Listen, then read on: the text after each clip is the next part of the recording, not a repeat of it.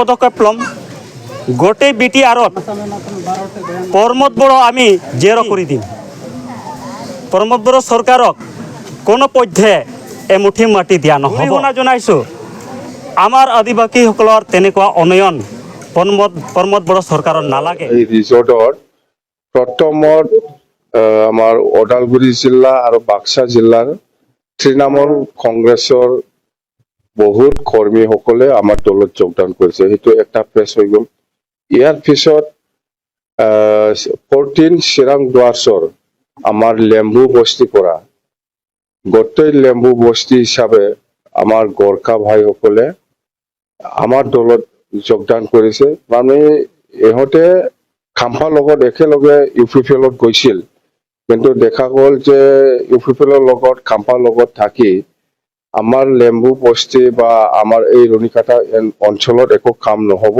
আৰু খাম্পাৰ নিজে একো পোৱা নাই আৰু আমি ৰাইজ হিচাপে আৰু আমি কি পাম এনেকুৱা ভাবি পেলাই ইহঁতে চিন্তা কৰিছে যে UPPL কৰি লাভ নাই খাম্পাই মিছা কথা কৈ পেলাই ইহঁতক লৈছিল UPPL-ত সোমাই দিছিল এইটো ইহঁতে আজি ৰিয়েলাইজ কৰিছে যে UPPL লগত একো নহ'ব সেইকাৰণে BCF দলত আকৌ ঘূৰি আহিছে আৰু যোগদান কৰিছে 3 নম্বৰত হ'ল আমাৰ BTC ৰিজনৰ আমাৰ আকসুৰ প্ৰাক্তন সভাপতি আছে আৰু BTC ৰিজনৰে আমাৰ আকসুৰে আমাৰ আঞ্চলিক পৰ্যায়ৰ ডিস্ট্ৰিক্ট পৰ্যায়ৰ লিডাৰসকল আজি আমাৰ দলত যোগদান কৰিছে খুব ভাল লাগিছে আজি মততে গোটেই দিনটো আমাৰ গোৰ্খা কমিউনিটিৰ পৰা মানে আমাৰ BCF দলক সহায় কৰিবৰ কাৰণে আগবাঢ়ি আহিছে নিশ্চয় কথা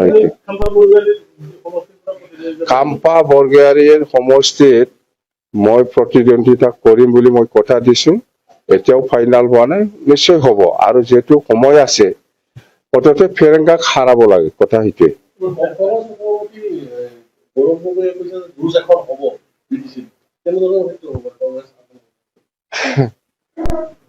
সব পলিটিক্যাল পাৰ্টি আমাৰ BTC নিৰ্বাচনত পাৰ্টিসিপেট কৰিব কংগ্ৰেছো কৰিব UDF কৰিব BJPও কৰিব বা UPPL আছে অততে প্ৰায় পলিটিক্যাল পাৰ্টিয়ে BTC নিৰ্বাচনত পাৰ্টিসিপেট কৰিব অততে কম্পাৰেটিভলি আমি যদি চাই আমাৰ BPF দলৰ যেটো সাংগঠনিক যেটো স্থিতি এটো কংগ্ৰেছৰতকৈ বেছি ভাল আছে UDF-ৰতকৈ বেছি ভাল আছে UPPL-ৰতকৈ বেছি ভাল আছে BJP-তকৈও আমাৰ ভাল আছে মততে BJP হওক বা কংগ্ৰেছে হওক বা UDF হওক বা UPPL হওক যিমান দল আছে সবে খেলিব আমি জানো সবতকে আমি বেছি সিট পাম BPF-এ আমাক একো ক্ষতি কৰিব নোৱাৰে আমি আগৰ দিনত 2020-ত 17 সিট জিকিছিলো ইয়াতকে আমি বেছি পাম এইবাৰ ইয়াতকে আমি বেছি পাব 17টা সিট জিকিছিলো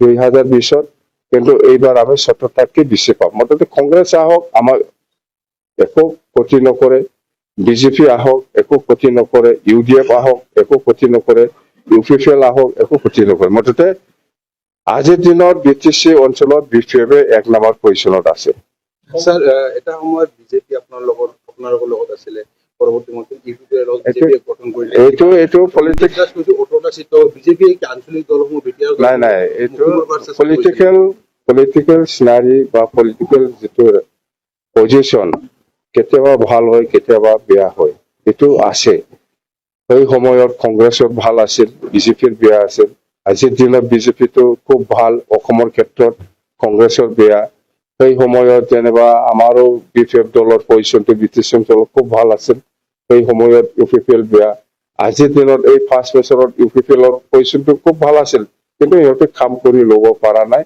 সেই কাৰণে ইমিডিয়েটলি খেদাব UPPL-ক ইমিডিয়েট খেদাবলৈ গৈ আছে BTC বাকী ৰাইজে কাম কৰি দেখাব পৰা নাই নহলে আপোনালোকে চাওক BPF হিচাপে 15 বছৰ BTC চলাইছে লাষ্টত যেনবা 2020-ত আমি পাৰা নাই UPPL-ক চৰকাৰ বনাব দিছে 5 বছৰতে আমনি লাগিছে UPPL কি বস্তু সবে গম পাই আছে বেংগলী হওক গোৰ্খা হওক মুছলিম হওক বড়ো হওক বেংগলী ৰাজবংশী যিমান জাতি জনগোষ্ঠী আছে সবে ৰিজেক্ট কৰিছে UPPL দলক এইবাৰ BPF-এ চৰকাৰ গঠন কৰিব স্যাৰ বিজেপিৰ লগত কিবা গোপন আলোচনা আমাৰ একো নাই, নাই, নাই। লগত আপোনাৰ ইয়াৰ পৰা আহি গৈছে। জয়ন্ত মল্ল বৰুৱা ডাঙৰীয়া আহিছে, সি নিজৰ কামত আহিছে আৰু ৰিজৰ্টত সোমাইছে, হয় ময়ো আহিছে দেখা কৰিবৰ কাৰণে। যিহেতু আমাৰ পুৰণা বন্ধু একটা আছে, কংগ্ৰেছৰ সময়ত আমিও কংগ্ৰেছৰ লগত একেলগে চৰকাৰ বনাইছিল, ইহঁতেও কংগ্ৰেছ আছিল, এই সময়ৰ পৰা আমাৰ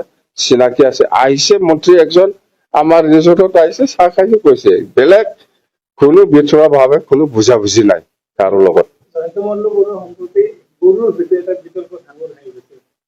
এইবিলাকত মই নাই, এইবিলাক মই নকওঁ। কোন কাৰ লগত কি জড়িত আছে নাই এইবিলাকত মই নাযাওঁ, মই একো নাজানো এইবিলাক।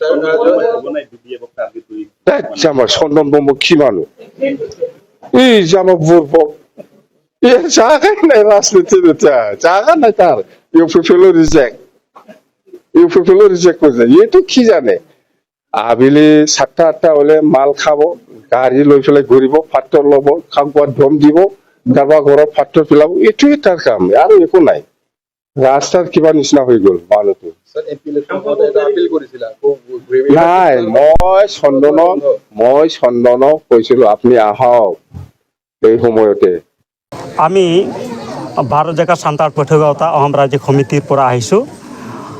ইয়াত দেখিবলৈ পাইছোঁ যে মংৰাজৰা গাঁৱত ইমান 20খনমান গাঁও আছে, মংলাহাট 20খনমান গাঁৱৰ ইমান বস্তি থকা স্বত্তেও ইয়াৰ মাটি অসম চৰকাৰ তথা BTC চৰকাৰে কাঢ়ি ল'ব বিচাৰিছে।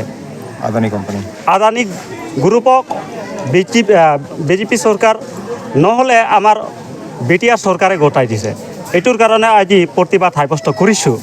আৰু প্ৰমোদ বড়ো চৰকাৰ আমি যি সিদ্ধান্ত লৈছে, মানে আমাৰ আদিবাসীসকলৰ উন্নয়নৰ পৰিৱৰ্তে আমাৰ মাটিবিলাক কাঢ়ি ল'ব বিচাৰিছে। এইটো আমি ধিক্কাৰ জনাইছোঁ, গৰিহণা জনাইছোঁ। আমাৰ আদিবাসীসকলৰ তেনেকুৱা উন্নয়ন প্ৰমোদ বড়ো চৰকাৰৰ নালাগে।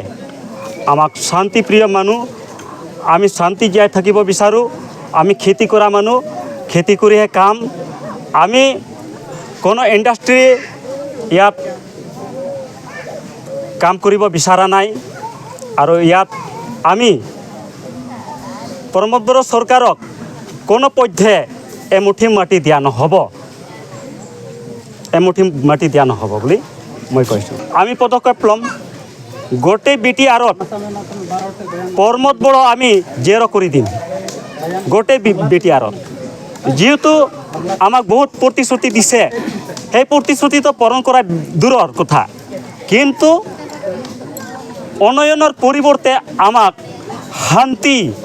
শান্তি কথা কৈ থাকে নহয়, এইটো শান্তি আমাৰ কাঢ়ি লৈছে, আমাৰ নিদ্ৰা ভংগ কৰিছে প্ৰমোদ বড়ো চৰকাৰে। এইটোৰ কাৰণে আমি প্ৰমোদ বড়ো চৰকাৰক জেৰ' কৰি দিম এইবাৰ ইলেকশ্যনত।